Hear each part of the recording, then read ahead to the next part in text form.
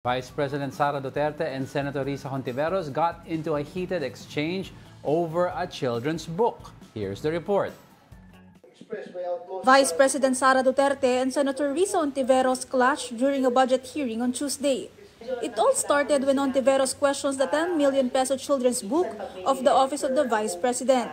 The book is titled Isang Kaibigan or a Friend, authored by Duterte herself. The senator asked what it was about and how many copies the OVP wants to purchase. This is an example of politicizing the budget hearing through the questions of a senator. Ang problema niya kasi, nakalagay yung pangalan ko doon sa libro. At yung libro na yan, ibibigay namin doon sa mga bata. At yung mga bata na yan, may mga magulang na boboto. Madam Chair, hindi ko maintindihan yung ugali ng ating resource person. It is a simple question.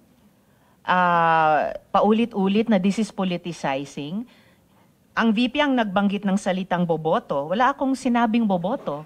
I'm simply asking, I don't appreciate this kind of attitude, Madam Chair. Duterte then went on to dredge up her history with Hontiveros, who apparently asked her for help to win votes back in 2016. Noong 2016, tumatakbo si Senator Risa Hontiveros na senator, nakailang talo na siya. Dalawa, Madam Chair. Natatakot siya sa pangatlong talo niya, kaya pumunta siya sa Davao. Ayaw pa siya tulungan ni former Congressman Milen Garcia. Pinakiusapan ko ulit, Kong, please tulungan mo na lang.